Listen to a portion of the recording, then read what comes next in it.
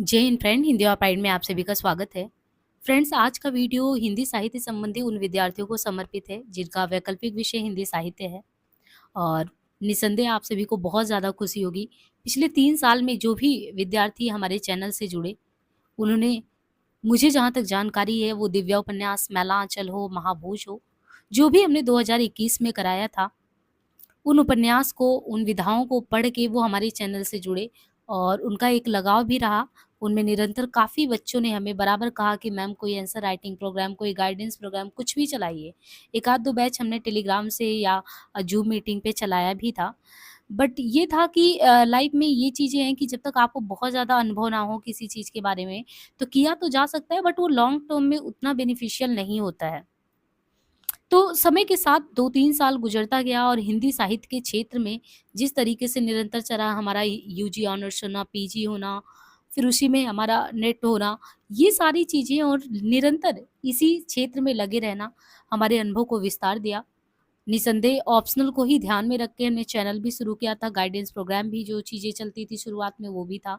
But आपने देखा suddenly हमने बहुत ज़्यादा वीडियोज़ आपको प्रोवाइड नहीं किए, पूरा बंद था क्योंकि उस बीच हम अपने आप पे काम कर रहे थे।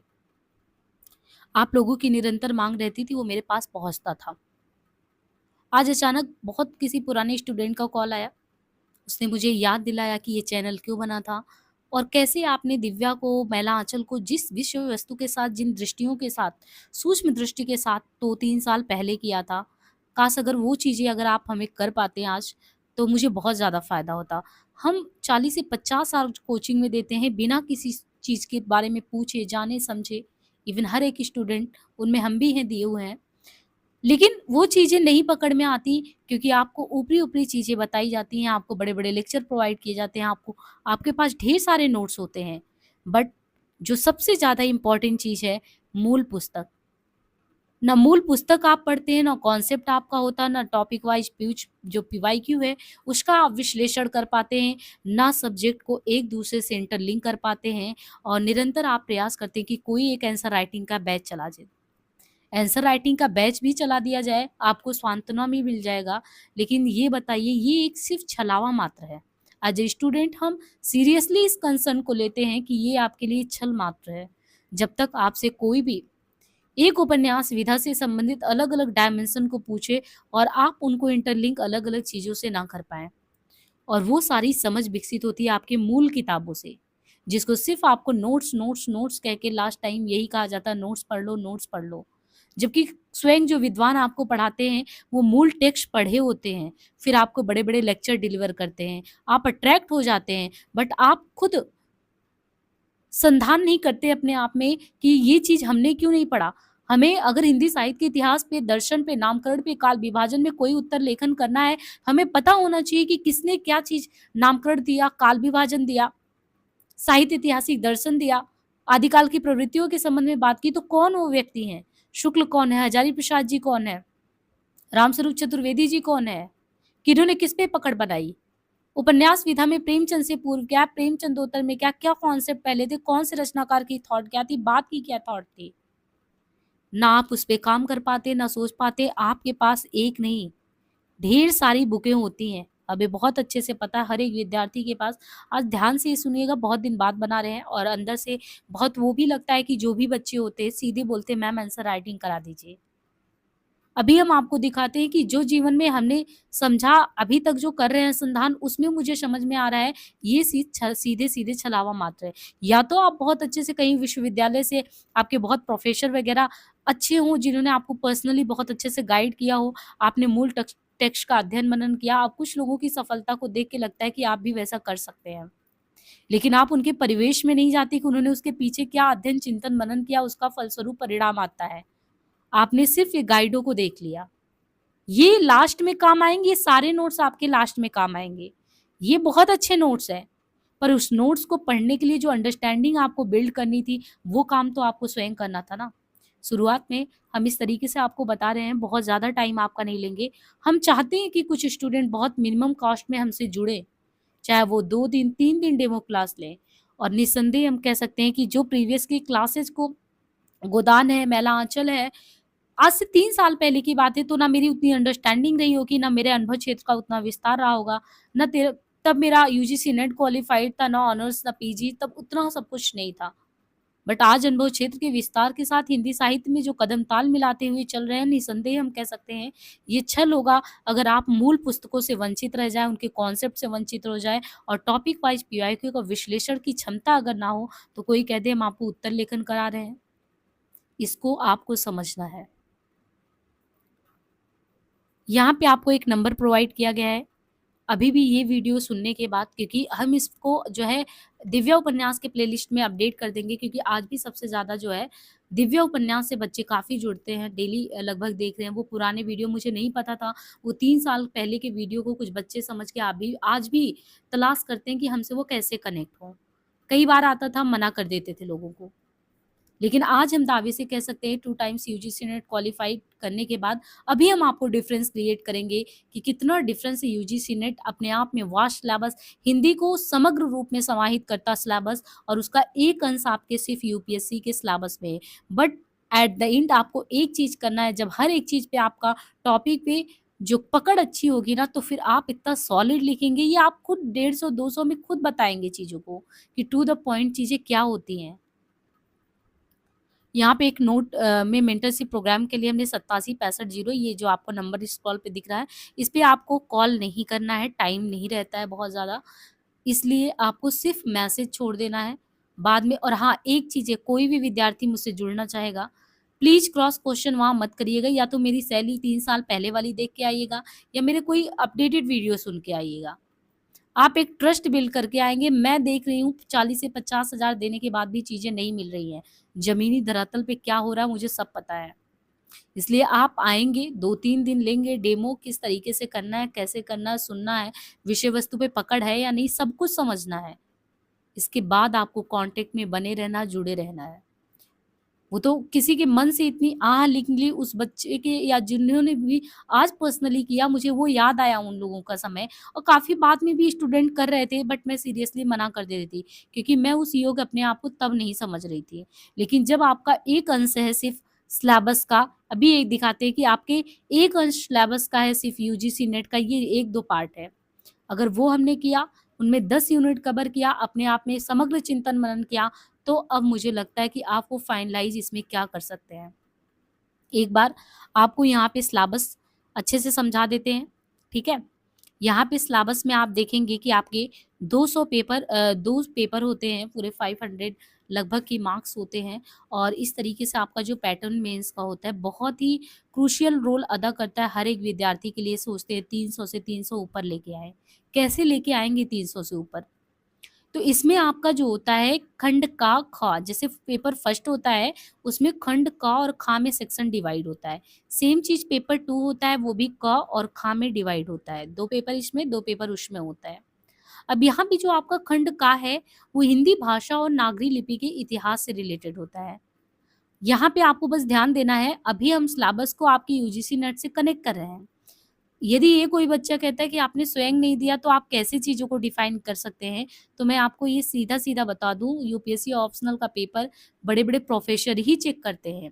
और प्रॉपर जब उनके गाइडेंस में अच्छी यूनिवर्सिटी से आप पढ़ के आते हैं, उनके सानिध्य में रहते हैं, विचार मंथन करते हैं, इस जो मूल टेक्स्ट है, चाहे रामस्वरूप चतुर्वेदी हो, नगेंद्र हो, रामस्वरूप चतुर्वेदी के अलावा नगेंद्र हो गए, शुक्ल जी हो गए, गद्य तिवारी साहित्य के इतिहास के लिए रामचंद्र तिवारी को पढ़ रहे हैं, काव्य शास्त्र के भगीरथ को पढ़ रहे हैं, गद्य की विविध विधाओं को डेप्थ में पढ़ रहे हैं, तो आपसे कोई नहीं कह सकता कि कोई और अद्भुत प्राणी आता है इसके लिए।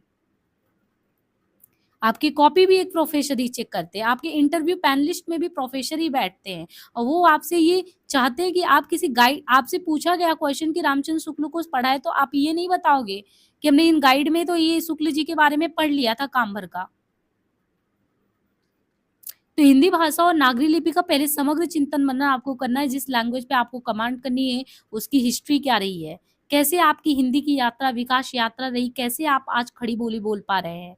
उसके पीछे अपभ्रंश क्या है? अवहट्ठ क्या है? प्रारंभिक हिंदी क्या है? हर एक चीज़ों को पढ़ने के बाद उसके फीचर्स क्या है? फिर वही चीज़ लैंग्वेज में आप देखते हैं ब्रज और अवधी कैसे आया। इसके बाद आप देखते हैं आदिकाल में आपके सिद्ध हैं, नाथ हैं, खुसरो हैं, संत साहित्य, रहीम आदि कवियों इनके बारे में कि किस तरीके से इन्होंने हिंदी भाषा और नागरी लिपि के प्रचार-प्रसार में योगदान दिया।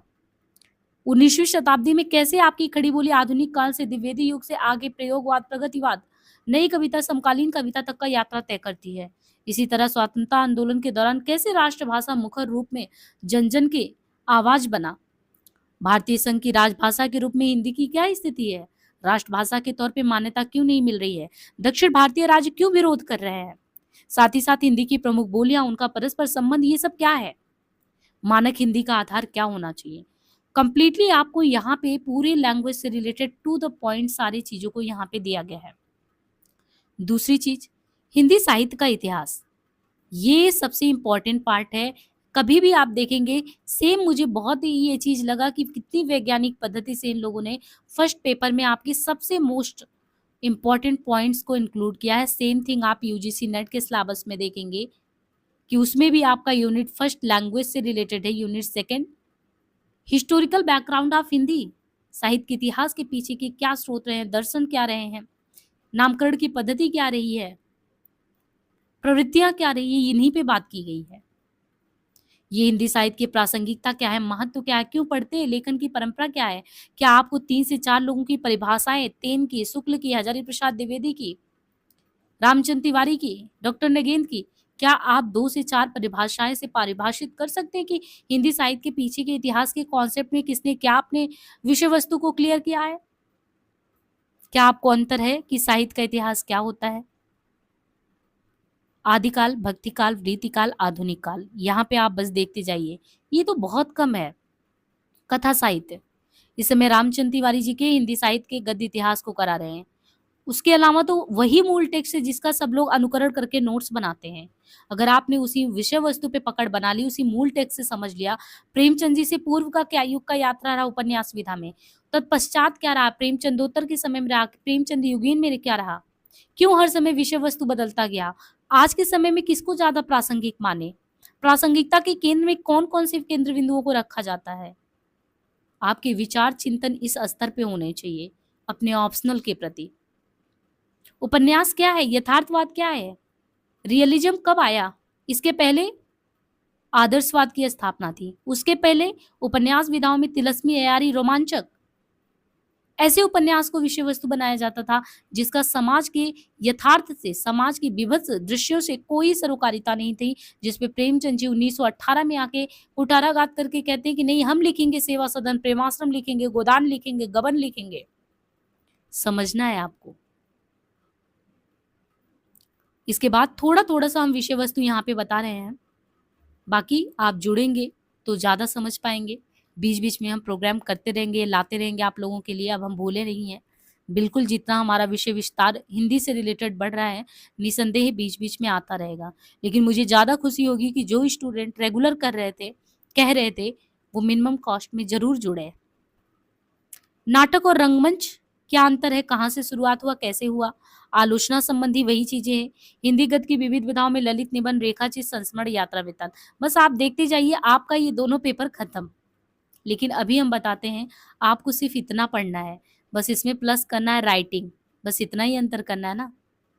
सेकंड पेपर में आप मूव करेंगे, सेकंड पेपर में आपको सीधे सीधे, जैसे आपने वहाँ आदिकाल पढ़ लिया, भक्ति काल पढ़ लिया, रीतिकाल, तो जैसे ही आपने भक्ति काल में 4 लोगों को पढ़ा, निर्गुण शाखा और इसी तरीके सगुण शाखा, तो निर्गुण में भी आप देखते हैं कि जो है सगुण, जो एक तरीके निर्गुण में निराकार में ज्ञानाश्रयी शाखा के तहत कौन आते हैं, कबीर जी प्रेमाश्रयी शाखा में आते हैं, जयसी जी। ऐसे ही सगुण परंपरा में भी आप देखते हैं रामाश्रयी शाखा, कृष्णाश्रयी शाखा।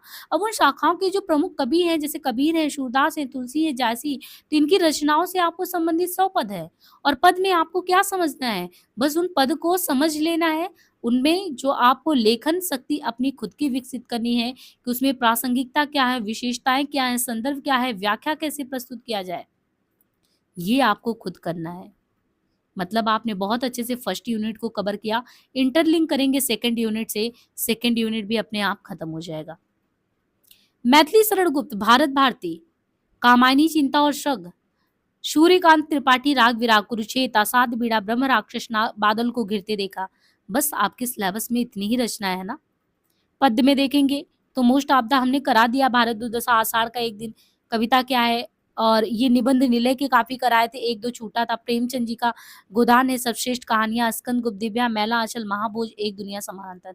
ये तो टू द स्टिक आपके क्वेश्चन दिए गए हैं, मतलब ये टॉपिक आपके दिए गए हैं। अब इसका आप देखिए, हमने इसलिए कहा कि जब तक अनुभव क्षेत्र का अपना खुद का विस्तार ना हो तो हम कैसे आपके साथ छल करें उसमें। अब यहाँ पे देखिए, जो बच्चा यूजीसी नेट को आत्मसात किया होगा, सिर्फ कहने के लिए नहीं पढ़ा होगा, उसको एक-एक चीज़ को जिया होगा, वो आपसे कभी भी वो नहीं कर सकता है। ये देखिए, ये हम लोगों के यूजीसी नेट का यूनिट फर्स्ट है। आप में कितने टॉपिक थे हिंदी से रिलेटेड और यहाँ पे कितने हैं? हिंदी की ऐतिहासिक पृष्ठभूमि, प्राचीन भारतीय आर्य भाषा, मध्यकालीन, शौरसेनी, अर्धमागधी, मागधी, विशेषताएं, अपभ्रंश, औहट, पुरानी हिंदी, हिंदी की उपभाषाएं, पश्चिमी हिंदी, पूर्वी हिंदी, राजस्थानी, दक्खनी हिंदी का भाषिक स्वरूप क्या रहा है? शब्द रचना ये क्या रहा है? प्रयोग के विविध बोली, मानक भाषा, राष्ट्रभाषा, राजभाषा, संपर्क भाषा। अब क्या आपको लगता है कि आपके कोई टॉपिक में क्लियर राजभाषा, राष्ट्रभाषा, संपर्क भाषा, बोली मानी को क्लियर नहीं किया गया तो क्वेश्चन नहीं आता? ये तो सिलेबस को डिफाइन करने की बात होता है, ऊपरी-ऊपरी चीज़ों को। उसके अंतर से चीज़ों को जितने ही आप डेप्थ में हो तो उतने कनेक्टिविटी आप डेवलप करते हो, जब आपकी पकड़ अच्छी होती है। हमने कहा था यूनिट फर्स्ट आप नेट का भी देखिए, सेम वहाँ का पैटर्न देखिए। सेकंड यूनिट ये इसलिए आपको विश्वास दिलाना ज़रूरी है कि आप ये क्रॉस नहीं क्वेश्चन कर सकते कि सामने वाला जो बताएगा मेंटरशिप प्रोग्राम में जुड़ेगा, क्या उसने सच में हिंदी को जिया है, समझा है, बता सकता है कुछ?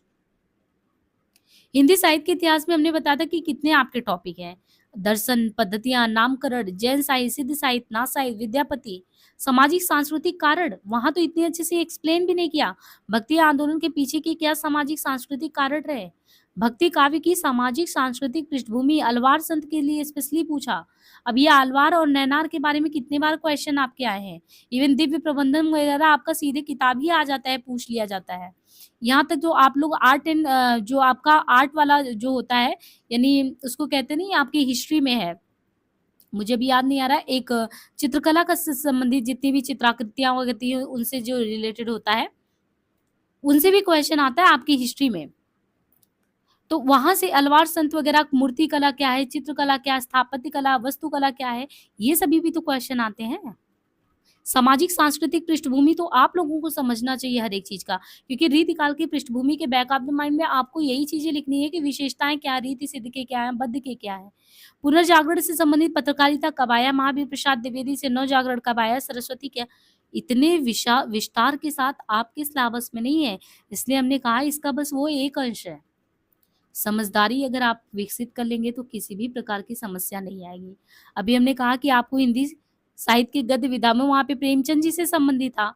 अभी देखिए, प्रेमचंद जी पूर्व उपन्यास, प्रेमचंद जी का उपन्यास, प्रेमचंद के पश्चात उपन्यास, और यहाँ पे देखिए 2000 तक। और आपके यूपीएससी में जो भी क्वेश्चन पूछता है, अभी जस्ट हम 2024 का मेंस का क्वेश्चन का पेपर दिखाते हैं। जो भी पूछता है वो वर्तमान प्रासंगिकता को ध्यान में रख के पूछता है। वो नहीं जानना चाहेगा कि चंद्रकांता और चंद्रकांता संतति हमारे समाज के लिए कितने बढ़िया उपन्यास थे। वो जानना चाहेगा कि सेवा सदन की क्या वेश्याओं की वही स्त्री की दशा आज भी कोई उपन्यास प्रस्तुत करता है। दलित समस्या की धरती धन्ना अपना का क्या समस्या कोई और उठाता है। गोदान में या दिव्या उपन्यास की जो नारी की समस्या थी, क्या वो बाढ़ भट्ट की समस्या से अलग है? इस तरीके से आपके विषय वस्तु को जोड़ के अगर आप उत्तर लेखन करेंगे, ये आपके समझ पे आधारित होता है। थोड़ा-सा उस पे होता है कि आपने सब्जेक्ट को जो 500 मार्क्स है उसको जी रहे हैं, थोड़ा समझ रहे हैं कि नहीं। हिंदी नाटक, निबंध, आलोचना सब कुछ है। साहित्य शास्त्र आपके सिलेबस के नहीं है, वैचारिक पृष्ठ, अब ये देखिए, वैचारिक पृष्ठभूमि में आप गांधीवादी दर्शन, अम्बेडकर दर्शन, लोहिया दर्शन, मनोविश्लेषणवाद, अस्तित्ववाद, उत्तर संरचना, ये अस्तित्ववाद वगैरह तो आपने जब एथिक्स वगैरह पढ़ना, बहुत सारी चीजें तो आपको उसमें भी बहुत फिलोसफिकल अंदाज में चीजों को पढ़ना होता है, समझना होता है। पेपर ना देना, वो करना एक, चीज़ों को समझना, जानना वो अलग चीज़ है। हमें बहुत अच्छा यूपीएससी की जर्नी में ये समझदारी लगी कि ओवरऑल स्टूडेंट पढ़ता है तो अंडरस्टैंडिंग का लेवल अपना ठीक-ठाक कर लेता है। एथिक्स के पेपर में एक से बढ़ के एक सिद्धांत, निबंध में वैल्यूज जो नैतिकता के मूल सिद्धांत हैं उन सबको आप इंक्लूड करेंगे। उसमें आपके अम्बेडकर हैं, लोहिया जी हैं, गांधीवादी हैं, मनोविश्लेषणवादी, ये अस्मिता मूलक में दलित, स्त्री, आदिवासी, अल्पसंख्यक की तो बहुत ज़्यादा क्वेश्चन आ रहे हैं, इवन हर एक निबंध के उस सेक्शन में आ रहा है आपके। हिंदी कविता में अभी हमने बताया ना कि आपको वहाँ पे कबीर के, हजारी प्रसाद द्विवेदी के कितने पद लगे हैं, जायसी ग्रंथावली के, सूरदास के, तुलसीदास के, यहाँ तो पूरा भरा पड़ा हुआ है। इसीलिए हमने कहा वो तो बस एक अंश है जो आपने वहाँ पे हमने दिखाया। आपके उपन्यास में बहुत ही कम लगे हुए हैं, जिसको हमने चैनल पे करा रखा है 2-3। अब यहाँ पे देखिए 13-13 उपन्यास, एक-एक उपन्यास 500-500 पेज के। गोदान है, शिखर एक जूनी है। अब मान लीजिए हम आपको असाध्य बीड़ा पढ़ा रहे हैं, ठीक? असाध्य बीड़ा आपके सिलेबस में लगा है और हमें ये अनुभव कि शेखर एक जीवनी को समझ लेते हैं, तो आप अज्ञेय को समझ लेते हैं, आप अज्ञेय को समझ लेते हैं, तो एक साधक के मन को समझ लेते हैं और साधक के मन को समझ लेते हैं, तो असाध्य बीड़ा समझ लेते हैं। मैलांचल, यशपाल का झूठा सच, मानस का हंस। अब सोचिए कि मानस का हंस है, तमस है, राग दरबारी है, जिंदगी नामा है, धरती धन्ना अपना, हर एक उपन्यास अपने आप में अलग-अलग चीजें देता है। कहीं से कुछ आप सीख ले रहे हैं, कहीं से कुछ सीख ले रहे हैं। ये सारे अनुभव क्षेत्र आपको काम आएँगे। इसी तरह कहानी में भी आप देखेंगे बहुत सारे सिलेबस है।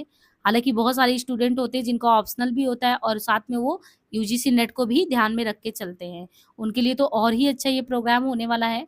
अब एक बार हम आपको जो है प्रीवियस ईयर के क्वेश्चन को दिखा देते हैं। हाँ, मेरा जो मेंटरशिप प्रोग्राम चल रहा है कुछ हम ऐसे ही आपको एक चार्ट बना के देंगे, अपना टारगेट सेट करेंगे कि इतने से इतने हम कैसे 2 यूनिट को कनेक्ट करके 1 यूनिट को कनेक्ट करके पढ़ा रहे हैं, प्रॉपर कौन-कौन से टॉपिक पढ़ा रहे हैं। सेकंड डे मिलने पे पहले हम रिवीजन कर ले रहे हैं, फिर पीवाईक्यू कहीं से देख ले रहे हैं। पीवाईक्यू देखने के बाद बीच में हर 3-4 दिन के बाद एक सेशन ऐसे रखते हैं कि क्या हमने आपको नामकरण पद्धतियाँ, दर्शन, विशेषताएँ समझाए थे, क्या आप मुझे एक्सप्लेन वो कर सकते हैं? कुछ इस तरीके से हमारी पढ़ाई का पद्धति होगा। ये क्योंकि बैच जो चल रहा है यूजीसी नेट का इसलिए हमने दिया, है ना? तो ये कुछ टाइम टेबल इस तरीके से आपको दे दिया जाएगा और आपको वही समय से पूर्व कॉल करना है, ऑडियो कॉल वगैरह को ध्यान रखना है इस तरीके से, है ना? तो बहुत ही उस तरीके से देखना है आपको क्लासेस को। अब मैं इसपे थोड़ा-सा बाद में आऊँगी, पहले आपको एक बार प्रीवियस के क्वेश्चन दिखा देते हैं। वो तो सडनली मुझे आज याद आ गया तो मुझे लगा कि ये तो बहुत दिन से कई स्टूडेंट डिमांड कर रहे थे, ना हम उन तक पहुँच पा रहे थे। पहुँच क्या तब ये था कि पढ़ाना है कि नहीं है कि अब जब खुल के हिंदी साहित्य पे हम लगे पड़े हैं, तो मुझे लगा कि नहीं, एक बार ट्राई करते हैं। अब ये देखिए जैसे आपके पेपर आते हैं 250 नंबर के, ठीक? 250 नंबर के आपको 3 घंटे दिए जाते हैं। 3 घंटे में आपको टोटल बता देता है 5 प्रश्न करना है, 8 प्रश्न है। 8 प्रश्न टोटल है, 2 खंडों में बँटा है, लेकिन 8 में से करना क्या है आपको? 5 ही करना है। 1 से 5 तक तो कन्फर्म करना है, उसमें आपको छोड़ना ही नहीं है, करना ही करना है। इसके आगे कम से कम 1 प्रश्न चुनकर 3 प्रश्नों का उत्तर देना है, ये भी ज़रूरी है। और फिर यहाँ पे आपको सीधे क्वेश्चन पेपर देखिए।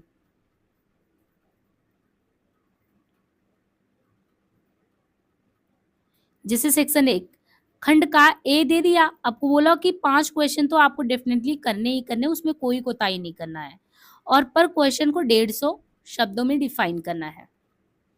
तो सेक्शन ए में एक में आपको 5-5 क्वेश्चन है और 50 नंबर का क्वेश्चन है, 150 शब्दों में टू द पॉइंट स्टिक होके लिखना है चीज़ों को।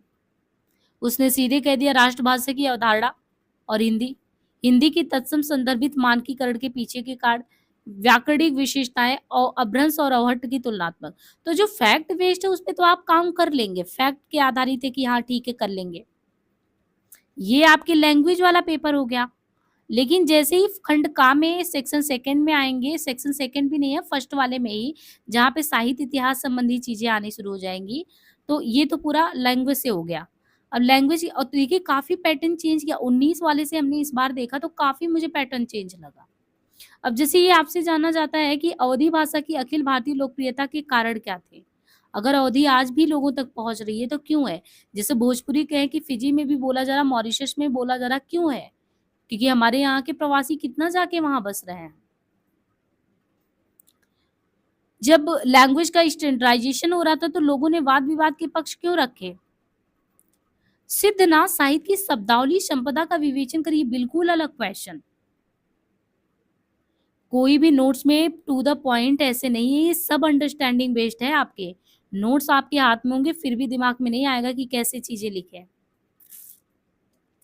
18वीं 19वीं शताब्दी में जो ईसाई मिशनरियाँ आई उनकी भाषा नीति का मूल्यांकन करना है। अब आप जिस तरीके से अभी ना ये रामचंद्र शुक्ल की किताब को पढ़ेंगे, तो आपको एक-एक लोगों का नाम यहाँ पे पता चलेगा, ऐसे-ऐसे लोग जिन्होंने सच में मिशनरियों के माध्यम से अपना ही हित साध रहे थे, पर साधते-साधते उन्हें नहीं पता चला कि वो हमारा भी साथ दिए।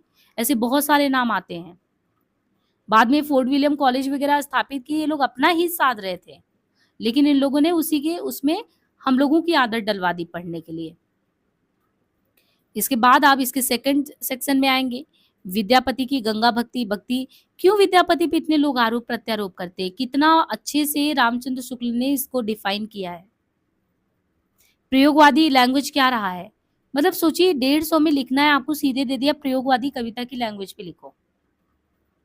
रामविलास शर्मा की आलोचना दृष्टि का सांस्कृतिक पक्ष, एक एक केंद्र केंद्र बिंदु, किसी एक पर्सनल पे एकदम स्टिक हो गया, नहीं इतना बड़ा दिया कि आप थोड़ा-सा आगे-पीछे घुमा के करो। और ये क्वेश्चन देखिए, कृष्ण भक्त मुस्लिम कवित्रियों की भक्ति चेतना। मुश्किल से तो आप लोग कृष्ण भक्त को अगर पढ़ ले जितने हैं, ये कृष्ण भक्त मुस्लिम कवित्रियों की भक्ति चेतना पूछ रहा है। ये तो बिल्कुल जैसे आउट ऑफ सिलेबस टाइप में हो गया, कि ध्यान ही नहीं जाता।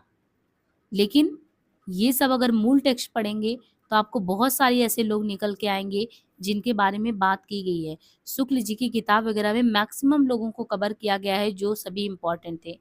किसी को नहीं छोड़ा गया है। आचार्य शुक्ल के साहित्य इतिहास दृष्टि के प्रमुख बिंदुओं को स्पष्ट करिए। अब जैसे ही शुक्ल जी के साहित्य इतिहास की दृष्टि के प्रमुख बिंदुओं को आपको स्पष्ट करना है, तुरंत आपके माइंड में आना चाहिए, ये तो तेन जी के जाति वातावरण क्षण के सिद्धांत पर काम करते हैं।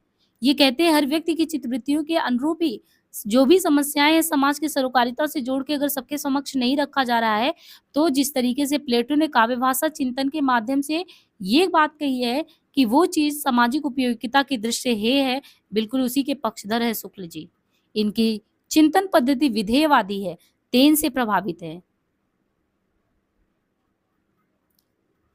आगे और भी क्वेश्चन है, मैं तो थोड़ा-सा यहाँ पे संक्षेप में ही करूँगी। बाकी आप लोग इसको ज़्यादा से ज़्यादा वीडियो तक लोगों तक पहुँचाइएगा। अगर अच्छी खासी संख्या में लोग हुए, तो मैं मान सकती हूँ कि बहुत अच्छा फिर कोशिश रहेगा आप लोगों के लिए करने का। इसलिए मैं अपनी तरफ से पूरा जी-जान लगा दूँगी अगर मैंने शुरू किया तो, अच्छे से। 20वीं शताब्दी के पहले के हिंदी उपन्यासों के कथ्य के आधार पर स्वतंत्रता के दर्शन की व्याख्या कीजिए। अब ये आपको पता है, इस समय हमने रामचंद्र तिवारी की प्लेलिस्ट बना रखी है। उसमें 15 से 16 घंटे सिर्फ़ और सिर्फ़ आपने देखा होगा 5 से 6 घंटे डिवोट किए हैं हमने, जो है उपन्यास पे, प्रेमचंद जी से पूर्व उपन्यास की बात की है। उसमें एक-एक व्यक्ति कौन-कौन आता है और किसने स्वतंत्रता की बात की है, वो सब आ जाएगा। ये 20वीं शताब्दी पूर्वार्ध की बात कर रहे हैं ना, पूर्वार्ध में तो बहुत लोगों ने लिखा है। वो तो हम प्रेमचंदोत्तर आप 2000 तक का आते-आते देखो, 20वीं शताब्दी का मतलब क्या है? 1900 से 2000 के बीच में। तो कितने ज़्यादा लेखन हुए, उन्होंने स्वतंत्रता के दर्शन हमें किन-किन रूपों में दिए? कौन-कौन से उपन्यास आए? क्या दादा कॉमरेड है, पार्टी कॉमरेड है, या तमस उपन्यास है, या झूठा सच उपन्यास है, मैला आंचल का दर्शन है? ये सब क्या हमें कौन-से दर्शन देते हैं?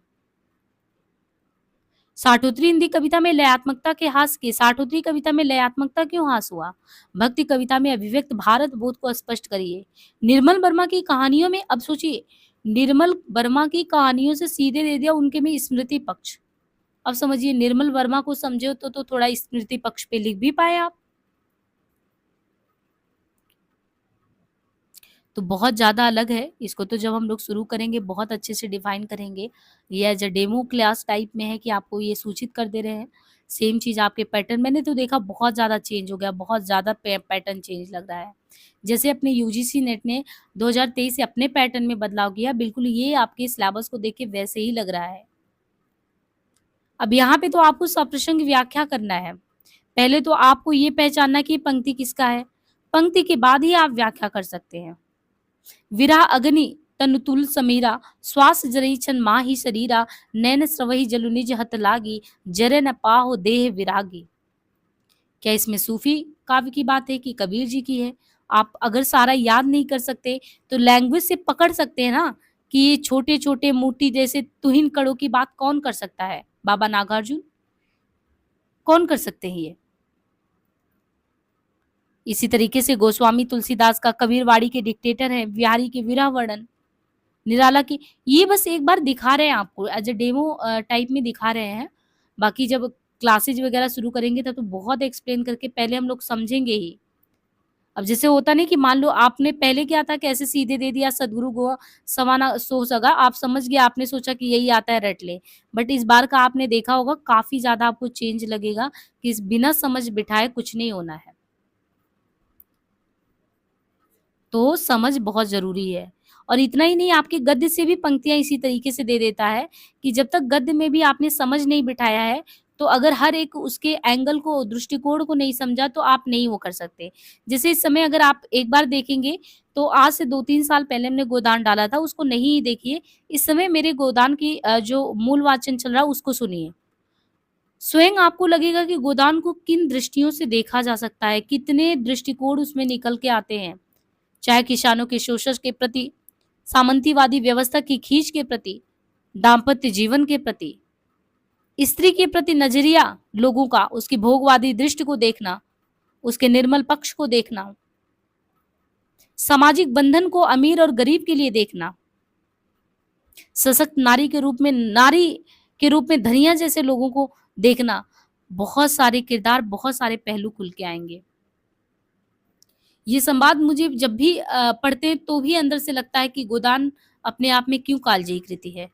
अगर प्रेम खूंखार शेर है तो उससे दूर रहूँगी। मैंने तो उसे गाय समझ रखा था। मैं प्रेम को संदेह से ऊपर समझती हूँ, वो देह का वस्तु नहीं, आत्मा की वस्तु है। संदेह का वह ज़रा भी स्थान नहीं, और हिंसा तो संदेह का ही परिणाम है। आपको पता है, इस एक-एक पंक्ति को खोलने चलेंगे तो एक तो आपको सीधे-सीधे इतने बड़े दर्शन से साक्षात्कार कराया गया है कि प्रेम खूंखार शेर है। प्रेम और श्रद्धा और भक्ति निबंध, श्रद्धा भक्ति निबंध में प्रेम क्या है, श्रद्धा क्या है, भक्ति क्या है, शुक्ल जी ने बहुत अच्छे से इस चीज़ को डिफाइन किया है। अगर आप उसको समझेंगे तो प्रेम क्या है, श्रद्धा क्या है, भक्ति क्या है। मेहता ने मालती से संवाद ऐसा क्या कर दिया कि मालती उसे ये कह रही है कि मैंने तो प्रेम को, संबंध को गाय समझा। गाय मतलब शालीनता का प्रतीक, संयम, शालीनता, प्यार, कोमलता। लेकिन तुमने खूंखार शेर, यानी खूंखार शेर का मतलब तुमने उसके दायरे को संकीर्ण कर दिया। तुमने स्वच्छंद अभिव्यक्ति नहीं दिया। मैं प्रेम को संदेह से ऊपर समझती हूँ। जहाँ पे प्रेम हो वहाँ संदेह की बात तो आनी ही नहीं चाहिए। वो देह का वस्तु नहीं, आत्मा का। ये तो जीवन दर्शन हो गया। परमात्मा के सभी अंश हैं और हर एक कण-कण में उसी ब्रह्म का अंश जो है विराजमान है। तो देह का वस्तु से तो कोई ताल्लुकात नहीं है। देह में, वस्तु में आत्मा विद्यमान है। हमें तो आत्मा से प्रेम होना चाहिए। संदेह का वहाँ ज़रा भी स्थान नहीं। और एक चीज़ है, जहाँ पे संदेह वहाँ पे हिंसा, और जहाँ पे हिंसा तब तो प्रेमचंद जी ने गांधीवाद के हिंसावाद का सिद्धांत दे दिया। तो ऐसी पंक्तियों को आपको खोलना पड़ेगा। आप संदर्भ, प्रसंग सब रट के उनकी व्याख्या नहीं कर सकते। उनमें दर्शन के अगर एक-एक पक्ष को उद्घाटित करेंगे, तब आपको समझ में आएगा कि हाँ, ये तो बिल्कुल ही अलग चीज़ है। अब जैसे इसी चीज़ को मान लीजिए विशेष तौर पे लिखा गया कि ये छायावाद में रोमानियत का दौर था, और छायावाद की प्रेम दृष्टि है जिसमें प्रेम श्रद्धा के समान पवित्र हो जाता है। भक्ति जैसी तन्मयता और ऊँचाई पा लेता है। कामायनी की श्रद्धा भी प्रेम को आत्मसमर्पण के रूप में परिभाषित करती है। तुरंत आपके दिमाग में आया कि एक वो है जो आनंदवाद दर्शन की स्थापना करती है, मनु को आनंदवाद से साक्षात कराती है, एक बौद्धिक चेतना के प्रतीक ईड़ा जैसे लोगों को भी कोमल भावनाओं से जोड़ देती है। तो प्रेम इतना संकीर्ण कैसे हो सकता है? प्रेम तो आपने एक तरीके से देखा होगा आषाढ़ के एक दिन में नाटक में, अगर आप जोड़ पाएँ, कनेक्ट पढ़ पाएँ और मुझसे आषाढ़ का एक दिन पढ़े हों। मल्लिका का प्रेम, उदात्त प्रेम, भावनाओं में भावना का वर्णन क्यों करती है? क्योंकि जिससे जीती है, जिसके साथ उसने जीवन की कल्पना की है, उसमें उस व्यक्ति की उड़ान देखना चाहती है। कभी भी इतनी संकीर्ण मनोभावनाओं से बध के जो है हम चीज़ों को विस्तार नहीं दे सकते। अगर विश्व पटल पे हम वसुधैव कुटुम्बकम की कामना करते हैं, तो आपको कुछ इस तरीके से कनेक्ट करना चाहिए कि आपने आषाढ़ का दिन पढ़ा, वो भी यूज़ कर लिया, कामायनी पढ़ा, उसको भी इंटरलिंक कर लिया। सारी चीज़ों को करके आपने एक उत्तर लिखा, तो आपका उत्तर अपने आप में बेहतरीन होगा। और ये याद करने की चीज़ नहीं होती है, ये समझने की बात है। आपने कितने गहनता से उस साहित्य को समझा है, फिर आपने चीज़ों को कनेक्ट किया, फिर एक उत्तर में एक प्रेम को संबोधित करते-करते आपने बाण भट्ट को उपस्थित करा दिया। आपने उसी में दिव्या उपन्यास को उपस्थित करा दिया, आपने आषाढ़ के 1 दिन की मल्लिका को दिखा दिया। तो आज तो हम यहाँ पे आपको यही बस एक डेमो टाइप में था कि हमने यहाँ पे आपको क्लास के संबंध में बताया है, और मुझे उम्मीद है कि ये जो है इन फ्यूचर आपको बीच-बीच में जो भी चीज़ें हैं उनको गाइड करते रहेंगे इस टॉपिक को लेके, है ना? और इस तरीके से जो है आप लोग जो है ढेर सारे किताब तो हैं, हमको पता है आप लोगों के पास, बट जो चीज़ें हमें समझ में ना आए वो किताबें भी तो निरर्थक हैं। ये अपने आप में बहुत बौद्धिक काम किया गया है, लेकिन हमारे खुद के दिमाग की भी तो चीज़ें उपज होनी चाहिए, फिर ये सब सार्थक अपने आप हो जाएगा। ठीक है? तो जो भी कॉन्टैक्ट करेंगे मैसेज के थ्रू करेंगे, और आज रात के साढ़े 3 बजे लगभग आपको ये वीडियो प्रोवाइड किया जा रहा है, क्योंकि मेरे मन में था, बहुत दिन के बाद जो भी विद्यार्थी देखेगा उसे कम से कम लगेगा तो इतने दिन बाद से ही 2-3 साल बाद कम से कम मैम ने हमें तो याद किया। क्योंकि अचानक मुझे याद आया कि मेरे ऑडियंस में जो सबसे पहले ऑडियंस रहा है, वो वैकल्पिक विषय हिंदी साहित्य के तलाश वाले ही बच्चे रहे। बहुत बार उन्होंने कहा, लेकिन मैं अपने आप को उस समय नहीं समझ रही थी इसका हकदार, इसलिए हम नहीं उपस्थित हो पाए। लेकिन अब जिस तरीके से आपके सामने हाजिर होंगे, हिंदी में जो भी दिन प्रतिदिन अपना कुछ भी विस्तार हो रहा है, तो उनको हम जो समग्र चिंतन के साथ यहाँ उपस्थित करना चाहेंगे। बाकी आप लोग जो अपने प्रोग्राम के लिए नीचे नंबर दिया हुआ है, वहाँ पे भी दे देंगे मेंटरशिप वाला, यहाँ से आप ज़रूर कनेक्ट हो, ठीक है? और मुझे मैसेज करें, टाइम लगेगा उस चीज़ों को। आप धैर्य के साथ जुड़ेंगे तो हमें ज़्यादा खुशी होगी, जल्दबाज़ी नहीं करना है, और मेरी शैली पहले आप देख के आइएगा कैसे पढ़ाते हैं, क्या करते हैं, क्योंकि ये क्वेश्चन आके मत करिएगा। ऐसे विद्यार्थी मुझे बिल्कुल पसंद नहीं है, जिन्होंने मुझे सुना, समझा, फिर आके वही क्वेश्चन करें कि आप जैसे कपड़े की दुकान पे गए, आप अपने कपड़े में क्या-क्या दे रहे हो, कितने में कौन-सा चीज़ दे रहे हो। एक तो इन चीज़ों से बहुत अलग पद्धति आपकी पढ़ाई की होनी चाहिए। आपको अंडरस्टैंडिंग अपनी बिल्ड करनी है। हम कोई मूल पुस्तकों का आपके पास भंडार है इसलिए मैंने पोथी लगा दिया है सारा। आप यहाँ पोथी को कैसे अपने उसमें आत्मसात करना वही सीखने आइएगा। तो आज के लिए हम वीडियो को यहीं पे एंड करते हैं। धन्यवाद आप सभी का, जो भी जुड़ेंगे मुझे अच्छा लगेगा। बीच-बीच में आप लोगों के लिए हम ज़रूर प्रयास करते रहेंगे।